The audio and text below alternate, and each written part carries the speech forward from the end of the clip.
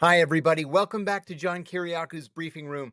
I'm John Kiriakou. Before we get started, and we have a bunch of things to tell you today, I want to say thank you so much for the success of our first episode, which came out a couple of days ago.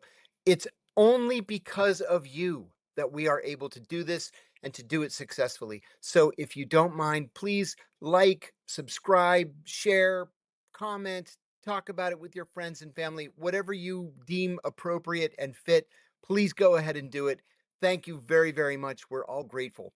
So, today I wanted to start off by talking about something called honey potting, also known as a honey trap. This is one of the oldest tricks in espionage. An intelligence service will send a spy, usually a beautiful woman, to charm, to seduce, to romance a target, usually another spy, until they start giving up secrets that they never intended to share. Before we go any further, let me be clear. I am not accusing anybody of being caught in a honey trap. I am not accusing anybody of sleeping intentionally with foreign intelligence officers. But I want to say that honey traps are very real. The CIA used them in the past. The CIA does not use them now as a practice because most of the time they don't work, but the KGB uses them, the Chinese use them, the Israelis use them, the French use them, the old East German Stasi used to use them. You name it. Intelligence agencies have been using honeypots or honey traps for decades because, frankly, they work. So I want to tell you about, two things. I worked with a guy, older guy, divorced multiple times, 20, 30 pounds overweight, chain smoker, his teeth were all yellow, losing his hair, like a typical 50-year-old guy. And all of a sudden, this gorgeous woman starts paying attention to him. Gorgeous.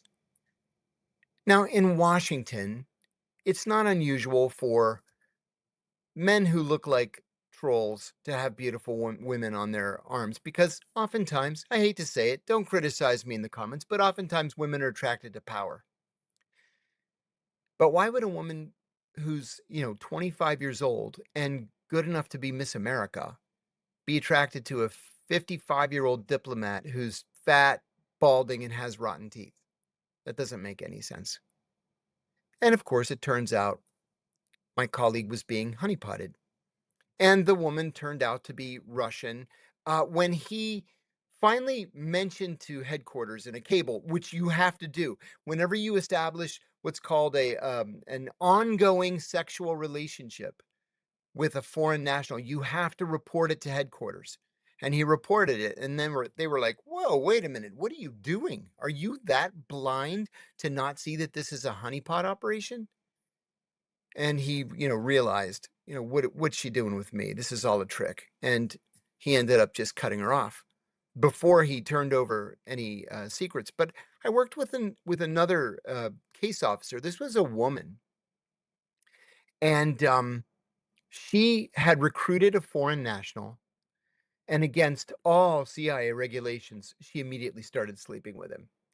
And she, of course, reported herself to CIA security, and they said, "Okay, you can't be a case officer anymore. We're gonna switch you over, and you're gonna be an analyst." That was very generous because the protocol should have been that they fire her. They give her the opportunity to resign. You can't sleep with your sources.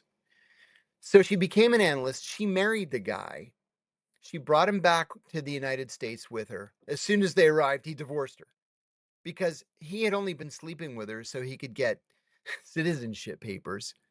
It wasn't a full-blown honeypot because he wasn't reporting back to a foreign national, but he used the CIA to essentially get American citizenship. She ended up being fired from the CIA. That life was not for her. If she couldn't keep a secret and couldn't stop sleeping with her sources, and then was so stupid as to bring a guy who was faking his way through the relationship back to the United States. Anyway, we've also all read articles about former Congressman Eric Swalwell, also a former candidate for the Democratic nomination for governor of California, who apparently was dating a Chinese spy. She was honeypotting him. Now, we don't have any idea if he gave her sensitive or classified information. The FBI says apparently not, but it should serve as a warning that these honeypot operations happen. I have never been honeypotted. I think that an attempt was made one time. I happened to be in Dubai at at a hotel called The Address.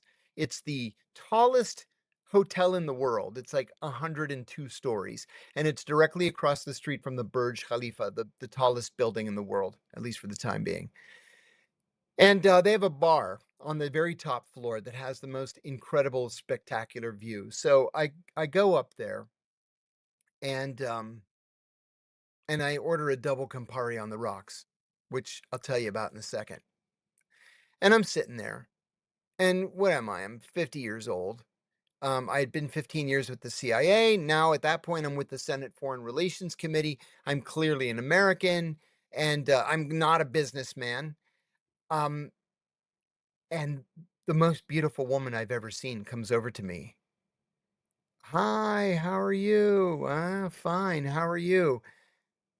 To make a long story short, was she $1,000 a night prostitute, or was she targeted against me? I have no idea. I don't care. I told her to go fly a kite.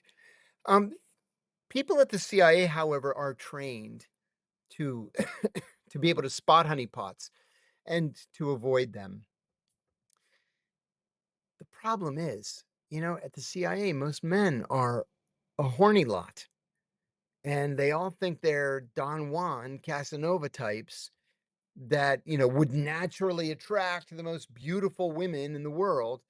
It was always nuts to me. Even in training, we used to talk about it. I'm like, you guys think you're that good looking, or it's the KGB that's, running honeypots against you. And they would be like, no, no, I'm that good looking. It's like, ay, yay. So anyway, yeah, there's training. The question is the officer going to pay attention to the training? In terms of the countries that do this, I mentioned at the start of this segment that the United States does not do it. The CIA does not do it. And it does not do it because in most cases, it just simply doesn't work. And what I mean is, sure, people are going to get laid, but that's not the point. The point is it better? Is it easier to develop a source as a partner where there's mutual trust? Or is it better to develop the source through coercion, saying, well, we honeypotted you and we have these photos of you with this prostitute or with this woman or whomever. And if you don't give us the information we want, we're going to tell your wife, we're going to tell your boss. That doesn't work. That just breeds resentment. One of my instructors told me something in training that he may have made up. It may be apocryphal, but it's a good story. He said that in the 1970s, the CIA targeted an Iranian mullah, and they honeypotted him, and they ran a prostitute against him, and he went back to a hotel with the prostitute, and they had sex, and of course the CIA had the whole room um, filled with cameras, hidden cameras. They took pictures of them doing the deed from every angle, and afterwards they laid out the pictures in front of him, and they said, "You're going to work for us now." And this mullah said, "Ooh, I'll take an 8x10 of that one and two 5x7s of that one. And do you have wallets of this one?" He's like, "Get out of here. What's the matter with you guys?" And so a determination was made that this honeypotting just doesn't work. It didn't work for us. It apparently works for the Russians, the Chinese, the Israelis, the French, and others who continue to use it. Money is an issue too. Money and frankly the ethics and the legality of doing something like this. Can you imagine going to a college and you're a CIA recruiter and you're like, "Hey, come and work with the CIA, see the world, and we're going to make you into a prostitute." What woman in her right mind would say, "Oh, you know what I'd like to be? When I graduate with my advanced degree in international affairs, I'd like to be a prostitute." Because that's really what it comes down to. So this is just not something that's going to work. There's also a lot of risk to it. There's a risk, of course, to the target panicking and running to the police or the FBI itself and making this major international incident. And then you also run into the problem of the target actually falling in love with the woman that's been sent against him, because then you just wreck the person personally, and that's not going to be a cooperative agent. Anyway, I wanted to talk about honeypots because I get so many questions about them, and it does pop up in the news every once in a while, and I wanted to lay it out there. What if the way money works is about to change? Not someday, not hypothetically, but right now. China and the United States are both making moves that suggest we could be heading toward something the world hasn't seen in more than 50 years, a return to gold backed money or something very close to it. China is shutting down paper gold trading at four of its biggest banks, all on the same day. And they're building a new system that settles in physical gold instead. On our side, the government is sitting on over 8,000 tons of gold, still valued at just $42 an ounce on the books. Legislation to fix that has already been introduced in Congress. If both superpowers start anchoring their currencies to gold, what happens to the price? And more importantly, what happens to every dollar in your retirement that isn't backed by anything at all? That's the question that a free report from American Alternative Assets seeks to address. It's called The Day Money Changes Forever. And if you have an IRA or a 401k, you need to read this thing right now. So get your free copy at johnlovesgold.com. That's johnlovesgold.com, or call 1-888 GOLD 053. There was another development in the news that I think bears some conversation. Congressman Khanna, who is a progressive Democrat from Northern California, went to Israel this week and immediately ran into trouble. When the U.S. gets back into negotiating in good faith with Iran, the biggest hurdle is likely to be getting Israel to cease its military operations in Lebanon as well as Syria. There was this major development around that issue that included Ro Khanna. I want to say before I talk about Ro Khanna that Donald Trump has been surprisingly consistent in his opposition to the Israelis continuing military operations in Lebanon and Syria.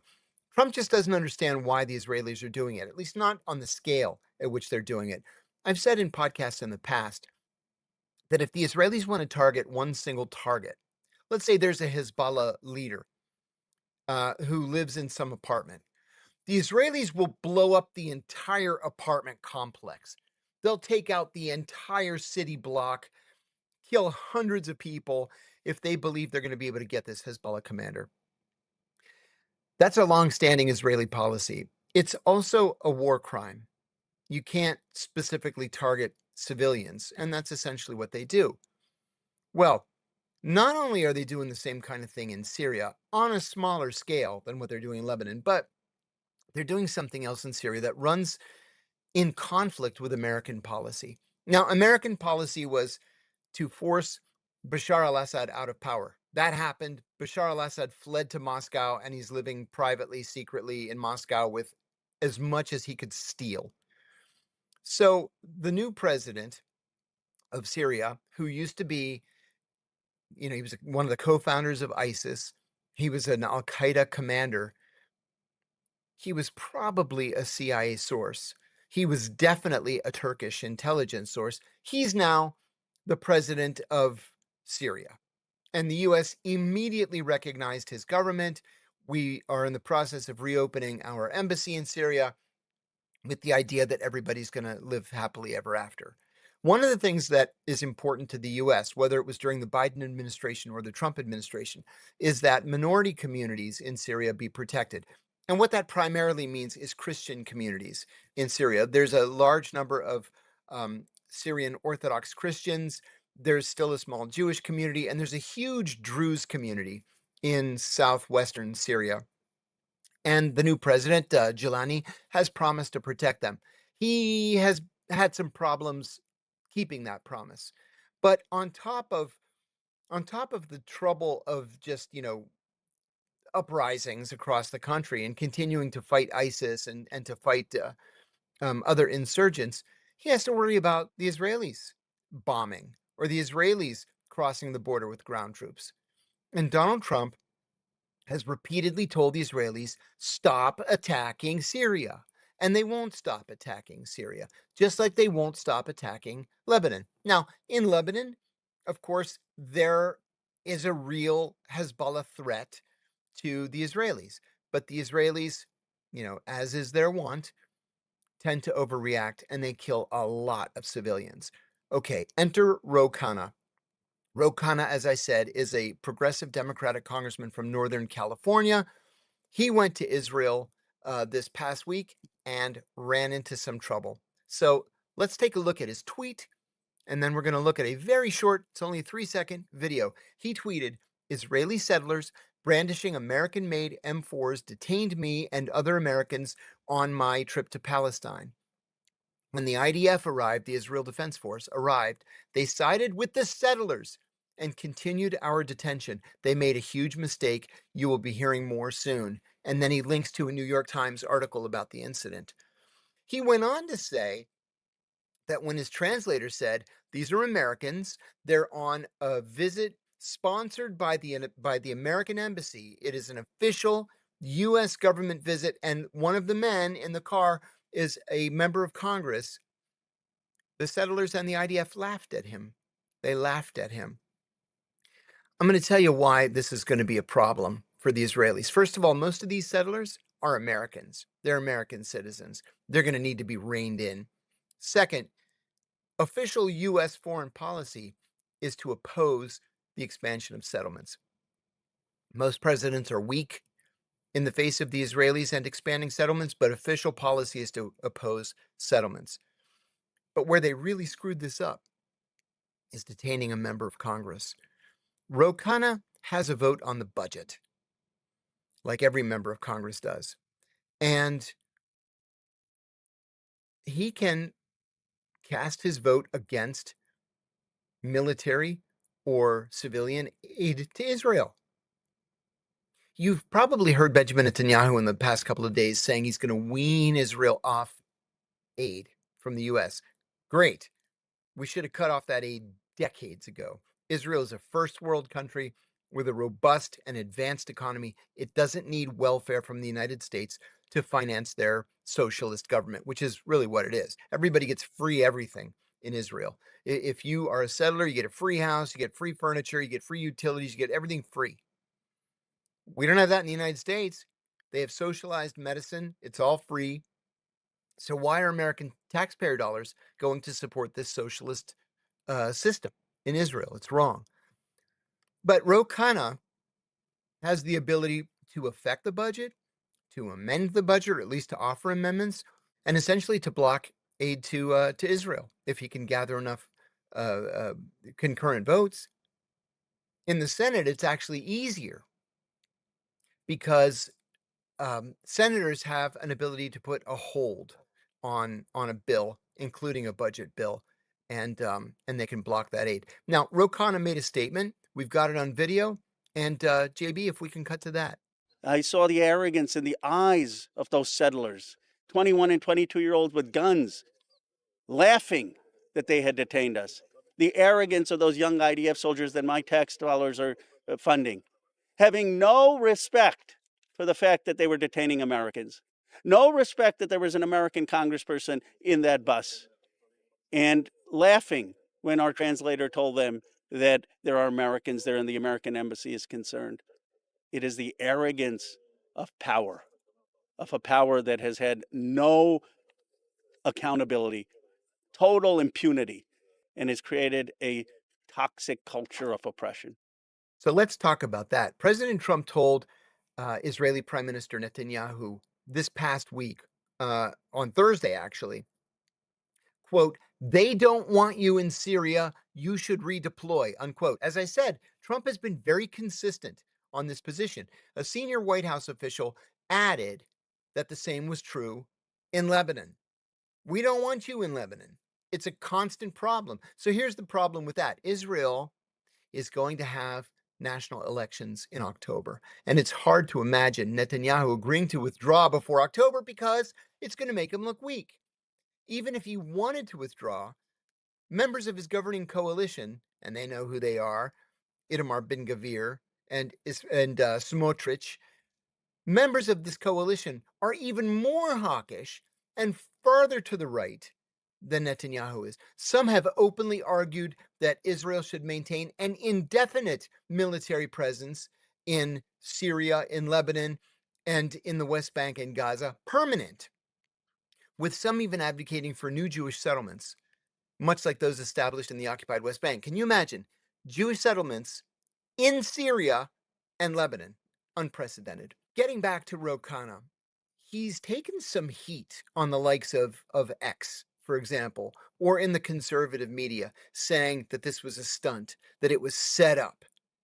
And the reason why this criticism is now coming fast and furious is because Ro Khanna is heavily rumored to be a 2028 Democratic presidential candidate. I'll tell you what it has done. If you look at Kalshi, the predictive app, um, it has moved Ro Khanna from, number 66 of potential Democratic presidential candidates up into the top 10. It's given him a platform. It's given him a name. And the more that people criticize him and say that he set it up, the more his name is out there, the more he's able to establish this position, his position on Israeli settlements and expansion, and it makes him a serious person. So that is something that bears watching. It's something that we're going to keep our eye on, certainly. Have you ever wondered what it feels like to shoot with the same precision tech used by US Special Forces? Well, good news. After years of research and development, MCG Tactical just dropped something incredible. It's called the Stinger Combat Sight. This is not your average red dot. Using holographic technology, once reserved for elite military and law enforcement units, the Stinger delivers crystal clear precision. So accurate, listen to this, you could hit a dime at 300 yards without even trying. This is the exact same level of technology used by the pros. But here's the twist. Most sites like this go for 600 bucks or more, and people happily pay it. But right now, through an exclusive deal with MCG Tactical, you can get this military spec sight for under $200, and it gets better. For my listeners, you're getting 67% off, and they're covering shipping. It's no secret that I've applied for a presidential pardon. I really hope I get it because I want my guns back. And I'm already accumulating gear from MCG Tactical. It's the highest quality stuff on the market. So just scan the QR code or go to mcgtac.com/John Sting to get yours today. The only catch, supply is tight, and these are already flying off the shelves. So if you want a site built for the best, now's your shot. Grab yours before they have to shut down orders and go to mcgtac.com/John Sting.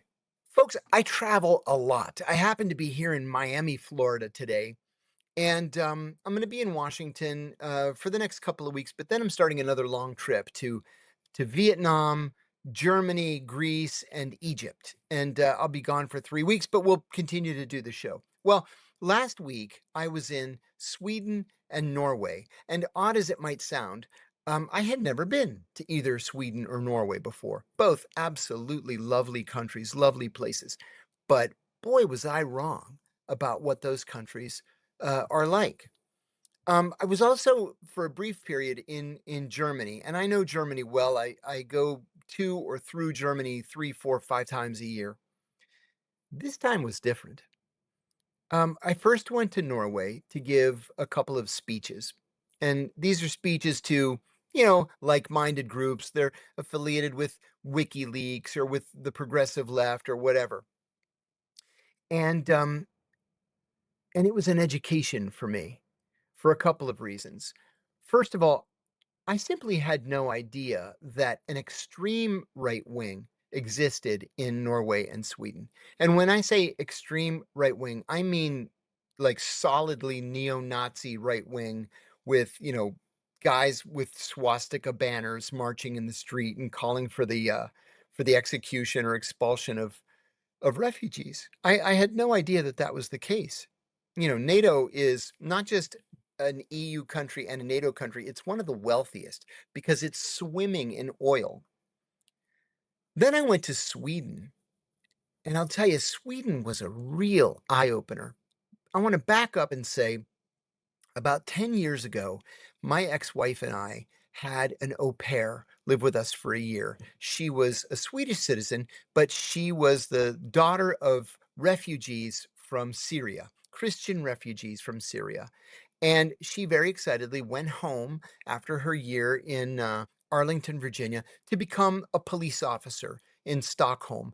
And because she speaks fluent Swedish, fluent English, and fluent Arabic, they made her a policewoman in a minority neighborhood to kind of do community outreach. And I thought, oh, that's so nice. That's so progressive. Good for her. And she's had a successful career. With that said, what I didn't know was how much the average Swede hates these refugees. I was just under the impression that it was all, milk and honey and everybody was happy and they're all going to live happily ever after. And that's not the case at all. My hosts in Sweden did something for which I am going to be forever grateful. I don't know if any of you have ever heard of the former Swedish Prime Minister Olof Palme. In 1986, I was a senior in college and I was dating a Greek girl. And when I say Greek girl, she was from Greece. And we met up for dinner one night. And I saw her and she had this big smile on her face. And I said, "How's your day?" She said, "It's great." I said, "Why?" And she said, "Because somebody finally shot Olof Palme." And I said, "Shame on you." Olof Palme was the prime minister. And because Sweden is, historically like one of the most peaceful places on earth, the prime minister and his wife went to the movies one night. Just the two of them, no security. They went to the movies. The movie ended about midnight. They walked out of the theater and they turned right and walked about a block, then crossed the street because Mrs. Palma wanted to look at a dress in a window in a shop across the street. They looked at the dress momentarily, made another right, and continued down the street for half a block when they were encountered by a man who at point blank range, shot Olaf Palme multiple times and assassinated him in the street. A Kurdish refugee, was arrested. He was tried and convicted, and the conviction was almost immediately overturned. The guy had nothing to do with it. Then they arrested a heroin addict who happened to be in the neighborhood. He didn't do it, and they never even charged him with the crime. They let him go. But some of the people who hosted my speeches in Sweden have done deep dives on this issue, deep dives. And we walked step by step by step from the theater to the assassination site. And they walked me literally minute by minute through the events of that night. There were literally dozens of witnesses who reported surveillance cars, usually with two people each in them. These people had walkie-talkies. Some of the cars were identified as being government cars or police cars, like undercover police cars. And the conclusion, to make a long story short, the conclusion that they came to was that many of the people involved in this surveillance believed that they were carrying out an exercise, practice surveillance. The prime minister's out. He went to the movies. He's walking down the street. We're going to do surveillance, counter surveillance. It's all part of the exercise. And we've all done similar things, in the industry until it wasn't an exercise. And then somebody just walked up to him and shot him dead. The shooter then ran down an alley. Now, Stockholm can be very, very hilly, like Athens, very much, in that you can be going down a street, then the street ends because it turns into steps, and the steps are practically vertical, and then the street starts again. He ran down the street, ran up the steps, continued down the street, lost in the night. There have been decades of research on this assassination. And the best that they can come up with is that it was not this Kurdish refugee. It was not the heroin addict. It was not the Soviet Union. Olaf Palme was scheduled to meet with Mikhail Gorbachev, the Soviet leader, a week later. That it appears to have been the Swedish extreme right. They hated that Olaf Palme was a socialist. They hated that Palme was going to the Soviet Union for talks with Gorbachev. It was just a normal diplomatic visit, but they hated it. They hated the fact that already in 1986, refugees were beginning to come into Sweden, and they decided that they're just going to take him out. To make matters worse, at every single step of the way, the government in Sweden has put roadblocks up in front of anybody attempting to carry out an independent investigation. For example, flight logs missing, police surveillance logs missing, witnesses disappeared, apparently moved overseas without any notice.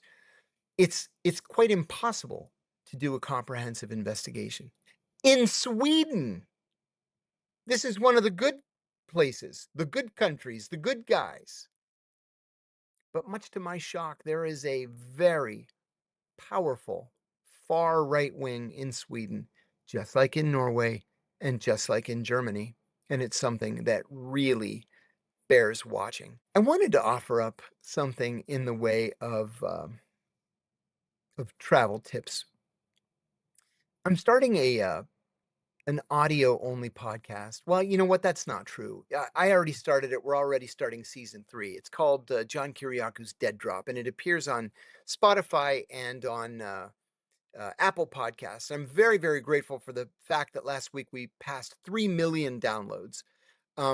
It's the most I've ever had, anywhere, at least on my own podcast. And I'm very grateful. So season 1 was based on my first book, the Reluctant Spy. Season 2 was about my prison experience called Doing Time Like a Spy. And season 3 we're calling A Spy's Guide to. And our first episode is about Athens. Uh, and it's about how when you're a tourist, you go to a place like Athens or London or Stockholm or Paris or whatever, and it's like, oh my God, there's the Eiffel Tower. Let's go to the top of it. Oh, let's go to this restaurant on the left bank. It's so popular. A CIA officer will look at a city completely differently. In Athens, yeah, you're not going to even pay attention to the Parthenon because you're worried about somebody coming out from behind this building and shooting you in the head. You're worried about surveillance, counter surveillance, surveillance detection, and keeping yourself safe.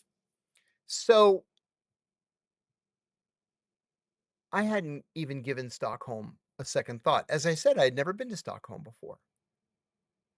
But I came to realize when you can murder the prime minister himself on the street in the center of the city, and over the course of 40 years, nobody has been conclusively identified either as the shooter or as even a participant, then we're probably looking at Stockholm wrong. So we're going to talk about these issues in the future on this podcast. We're going to talk about Athens. We're going to talk about London and Paris and Rome and Bangkok and Abu Dhabi and Dubai and places like that where Americans are going, whether for vacations or for business. And I think that they are just looking at these places in the wrong way. I also have a clip of something that is taking place in Philadelphia right now, and not just in Philadelphia, but in other places around America. A lot of Americans are panicking at the establishment or the rise of Muslim communities. Um, can we go to that clip, JB?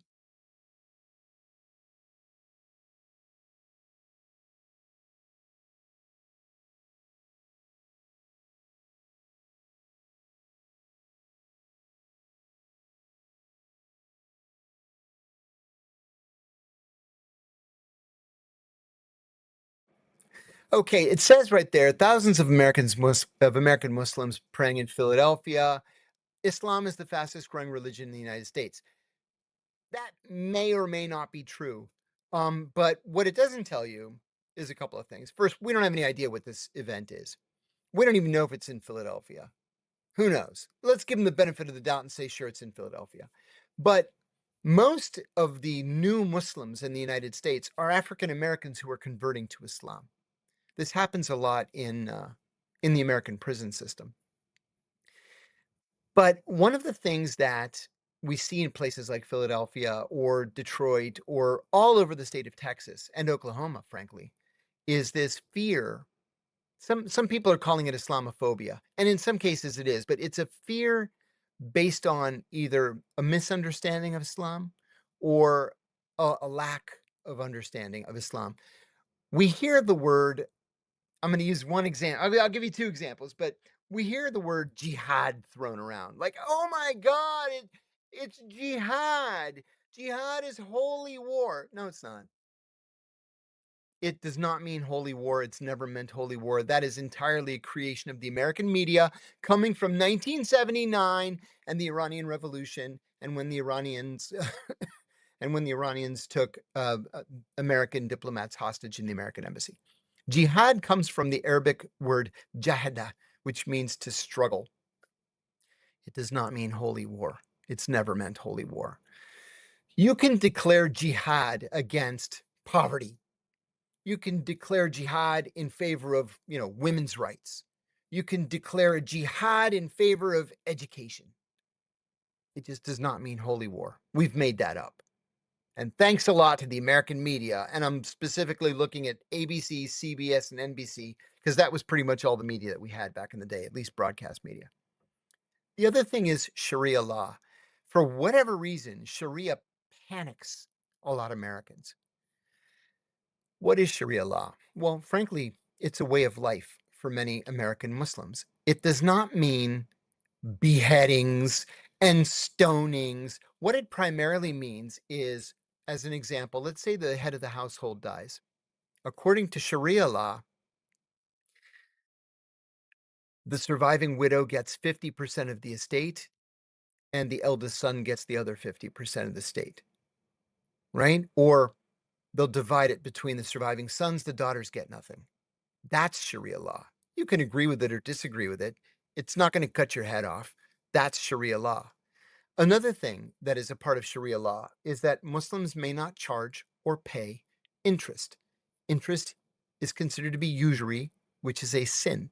You can pay a user fee on a loan, but not interest per se. That's Sharia law. Sharia does not mean that honor killings are okay. It doesn't mean that women are going to be stoned for committing adultery. It doesn't mean any of those things. And so when the Oklahoma state legislature passes a law banning Sharia law, you know what? It's not worth the paper that it's written on. A friend of mine in Texas reached out to me recently to say that there's a little kerfuffle taking place in Texas right now. There's a group of wealthy Muslims, and most of them are doctors, and they decided to buy a big empty piece of land and develop this land with mansions, 25, 30 giant houses to be built, and it's going to have a mosque in the center. And they're pitching this land development to other Muslims, other doctors and lawyers and engineers and professionals. And again, people are panicking to the point where Governor Abbott has weighed in. Oh my God, it's going to be jihad in Texas. No, Dr. Muhammad, the brain surgeon, is not going to make a holy war against you. It's all about Muslims wanting to live around other Muslims. Okay, who cares? And they're all millionaires, and they're all gonna have nice houses, and they're all gonna contribute to the tax base. This is a long way of saying that this is an issue that is dividing Americans unnecessarily. It's something that we're gonna continue to watch, and I'm gonna try my best to explain it to everybody in plain English. This is not something we should be afraid of. Finally, I wanted to thank everybody for the very, very kind and supportive reaction to episode 1, which we released, as I said, a couple of days ago. I got so many nice comments. Here are a couple of them. Well, I didn't have former CIA officer becomes my comfort podcast on my 2026 bingo card, 1 a.m. in New Zealand, and here I am riveted. Thank you so much for that. I mentioned at the start of this show that I happen to be in Miami, and I took that god awful 5 a.m. flight from Reagan National Airport in Washington to come to Miami. And as soon as I got on the plane, the pilot saw me. He's like, "Oh my God, John Kiriakou! I just listened to the podcast. I loved it. It's great." He happens to be Ethiopian. He came here as a child, and he said he loves the news, and then when I got off the plane, he was waiting for me, uh, outside the plane, to take a picture together, so thank you for that support. Here's another one. "Thanks, John. Hope you get your pardon soon. You deserve it." Thank you very much for that. I hope I get my pardon as well. The third one, "What a historic moment to be a part of. I will tell my kids I was one of the first 10,000 people to watch John Kiriakou's first episode of The Briefing Room. Thank you. That means a lot to me." A fourth, "I really love the format of this podcast. Important news and information from someone who can really comprehend it. Then having the community section at the end really ties it all up. I think it's a perfect mix of what I like John Kiriakou for." Thank you. And I'm serious about that. We're going to begin doing Q&As as well. So please, if you have questions, go ahead and put them in the chat right there on YouTube or wherever you happen to be watching this. And we're going to try our best to get to all of them. Finally, I want to thank you again. So please, please, please help us grow this podcast by liking, subscribing, sharing, and telling your friends and family. We can only make this work because of you. Thanks again for taking the time to listen. I'm John Kiriakou. This is The Briefing Room, and we'll see you next time.